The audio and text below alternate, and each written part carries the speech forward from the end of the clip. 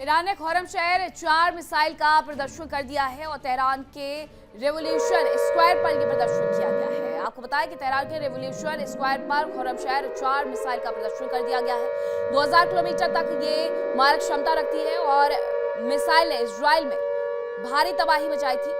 इसके बारे में भी आपको जानकारी दे दें और इसी का प्रदर्शन अब तेहरान के रेवोल्यूशन स्क्वायर पर किया गया है। ये तस्वीरें आपको दिखा देते हैं कि किस तरीके से ये मिसाइल खुर्रमशहर 4 मिसाइल ये उस स्क्वायर पर लेकर के पहुंचे हुए जहां पर प्रदर्शनकारियों की एक बड़ी भीड़ थी और ये उनका उत्साह बढ़ाने की भी तैयारी है कि आप खुर्रमशहर 4 मिसाइल को दिखा दें, जिसकी वजह से लोगों को ये लगने लगे कि उनकी सरकार ने कितना बड़ा काम किया है, उन्होंने इजराइल में किस तरीके से वहां पर तबाही मचाई है। इसलिए खुर्रमशहर 4 का प्रदर्शन या रेवोल्यूशन स्क्वायर पर किया जा रहा है।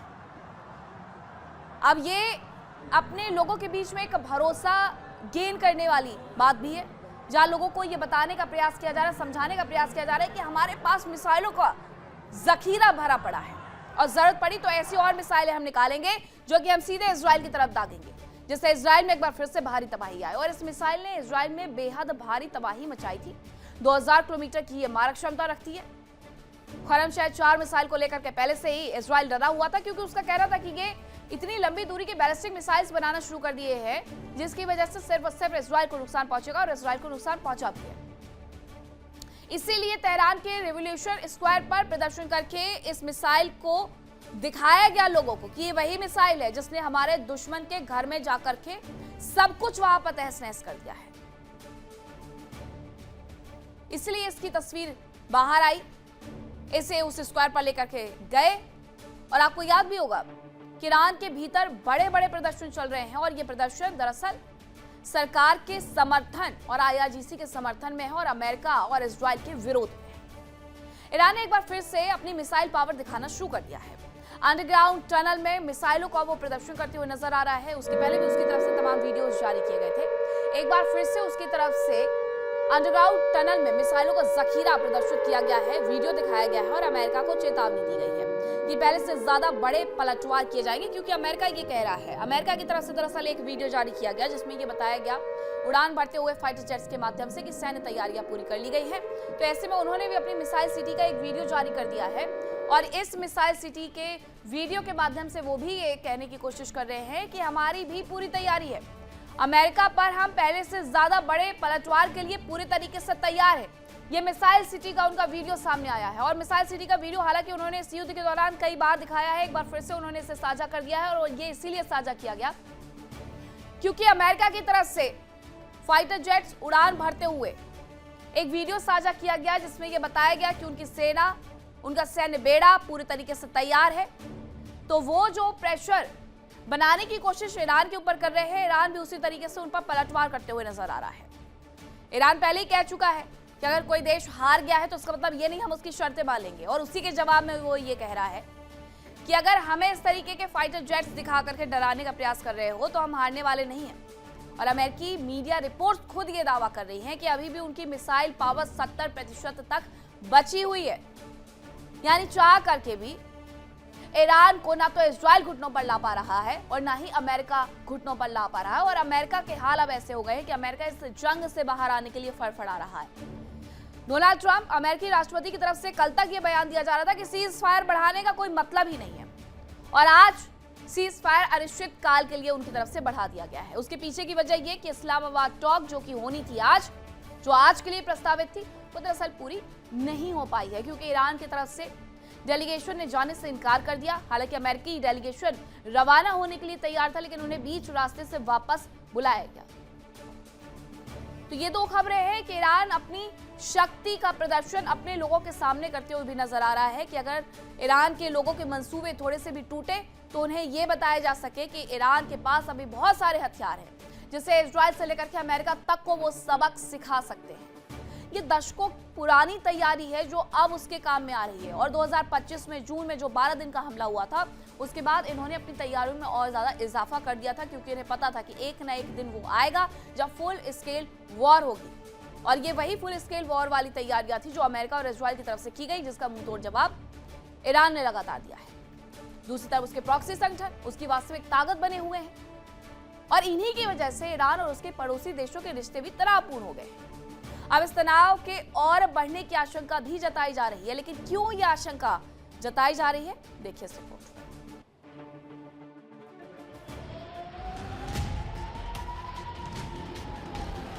ईरान की सबसे बड़ी ताकत उसकी मिसाइल और ड्रोन तो ही है। प्रॉक्सी संगठन भी उसकी ताकत का अहम हिस्सा है, लेकिन उसकी ये ताकत उसके पड़ोसियों के लिए सिरदर्द है। ईरान का खाड़ी में मौजूद उसके पड़ोसी मुल्कों से प्रॉक्सी सपोर्ट को लेकर विवाद भी रहता है और अब खबर है कि ये मुल्क मिलकर प्रॉक्सी संगठनों पर नकेल कस सकते हैं।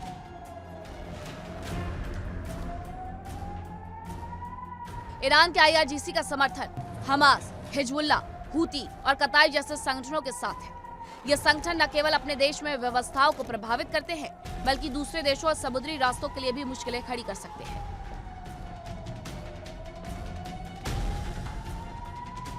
लेबनान में सीज फायर का मुद्दा कितना अहम था, ये सब जानते हैं। ईरान ने लेबनान में सीज फायर होने तक हॉर्मुज स्ट्रेट तक को नहीं खोला था और अब इराक में मौजूद कताइब हिजबुल्लाह ईरान के पड़ोसियों को परेशान कर रहे हैं।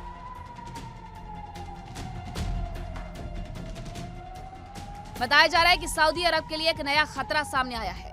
यह खतरा इराक में मौजूद शिया आतंकी समूह कताइब हिजबुल्लाह और असैब अहल अल हक के रूप में सामने आ रहा है।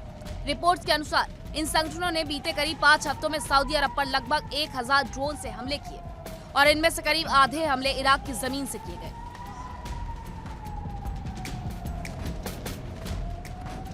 सऊदी अरब की यानबू ऑयल हब की रिफाइनरी और पूर्वी इलाके के तेल ठिकानों को निशाना बनाया गया। इससे सऊदी के तेल ढांचे को नुकसान पहुंचा। इन संगठनों ने सिर्फ सऊदी ही नहीं बल्कि कुवैत, बहरीन और UAE पर भी हमले किए। जानकारी के मुताबिक कुवैत के इकलौते सिविल एयरपोर्ट और बहरीन पर भी ड्रोन हमले हुए। इराक के अंदर कुवैत के कॉन्सुलेट और UAE के दूतावास को भी निशाना बनाया गया।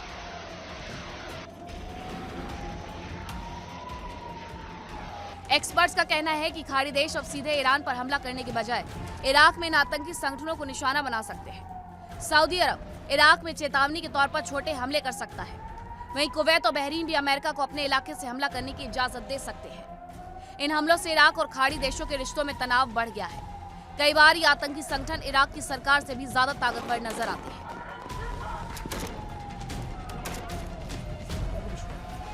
अमेरिका ने चेतावनी दी है कि ये समूह आगे भी हमला कर सकते हैं। उसने अपने नागरिकों को इराक में दूतावास और कॉन्सुलेट से दूर रहने को कहा। बगदाद में अमेरिकी दूतावास पर कई बार हमले हो चुके हैं और वहां से ज्यादातर स्टाफ हटा लिया गया है।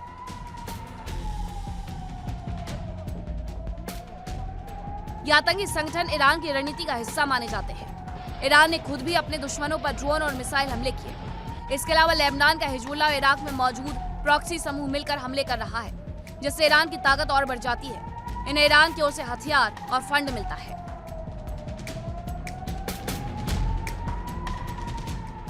Bureau report, India daily.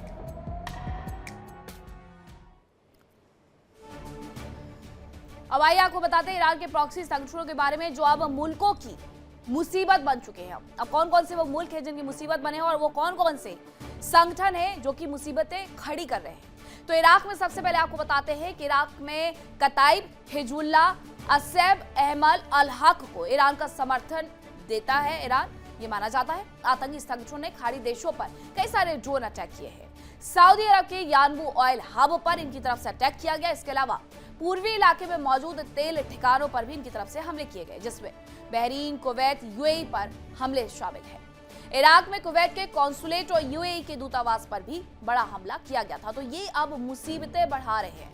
ये ईरान के प्रॉक्सी पावर है। अब आइए आपको बताते हैं ईरान के प्रॉक्सी संगठनों की ताकत क्या है उसके बारे में। लेबनान से लेकर के इराक, यमन, गाजा में प्रॉक्सी संगठन एक्टिव है। ईरान के प्रॉक्सी संगठनों के पास करीब 2,50,000 यानी 2.5 लाख लड़ाके हैं और प्रॉक्सी संगठनों के पास अरबों का फंड है। बड़े हथियार ईरान की ओर से मिलते हैं इन्हें। इसके साथ साथ ट्रेनिंग भी मिलती है, फंड भी मिलता है और सपोर्ट भी मिलता है, जो इन्हें और ज्यादा बढ़ावा देते हैं। अब एक और बड़ी खबर आ रही है कि हॉर्मुज की नाकेबंदी को लेकर के IRGC की तरफ से चेतावनी जारी कर दी गई है। नाकेबंदी का मतलब दुश्मनी जारी रहना है, या IRGC की तरफ से कहा गया। उनकी तरफ से यह भी कहा गया कि नाकेबंदी जारी रखने का मतलब हॉर्मुज बंद रहेगा, जरूरत हुई तो नाकेबंदी को तोड़ देंगे। ये भी IRGC बड़े बयान देते हुए नजर आ रही है कि नाकेबंदी जारी रहने तक हॉर्मुज बंद रहेगा और बिल्कुल रहेगा। ईरान से अगर कोई तेल टैंकर बाहर जाना ही है तो जाएगा कैसे, क्योंकि अमेरिका बाहर पहरेदारी करके बैठा हुआ है, वहां से किसी जहाज को वो गुजरने नहीं दे रहा है। हालांकि वो अलग अलग बयान जरूर जारी करते हैं कि हमने यहाँ से इतने जहाज वापस कर दिए, कभी वो ये कहते हैं कि हमारी वजह से यहाँ से इतने जहाज गुजर गए हैं। वो सेलेक्टिव अप्रोच लेकर के चल रहे हैं कि किस देश के जहाज को वहां से गुजरने देना है और किस देश के जहाज को वहां से रोकना है। ये अमेरिका सेलेक्टिव अप्रोच लेकर के चल रहा है। हॉर्मुज की नाकेबंदी पर IRGC भी चेतावनी दे रहा है कि नाकेबंदी का मतलब आप हमसे और ज्यादा दुश्मनी ले रहे हैं, और अगर ये नाकेबंदी जारी रही तो हॉर्मुज भी बंद रहेगा, और अगर ऐसा रहा तो फिर हम नाकेबंदी को तोड़ भी देंगे। ये IRGC की तरफ से कहा गया है, यानी ये सीज फायर किसी ना किसी दिन टूटेगा जरूर। और अमेरिका ये उकसावे वाली कार्रवाई कर भी इसीलिए रहा है कि किसी तरीके से ये सीज फायर का उल्लंघन किया जाए और उसके बाद वो ताबड़तोड़ हमले करना शुरू कर दे। हालांकि सब्र का बांध लेकर के IRGC और ईरान की सेना चल रही है, इसीलिए उसने सबसे पहले UN जाने की सोची और UN में जाकर के एक पूरा पत्र दाखिल भी कर दिया गया है टुस्का से लेकर के इस पूरे मुद्दे पर। देखिए इंडिया डेली 24/7 अब आपके स्मार्ट टीवी पर। इंडिया डेली मौजूद है सभी डिजिटल प्लेटफॉर्म पर लाइव और लगातार। इंडिया डेली 24/7 हर दिन राष्ट्र को समर्पित।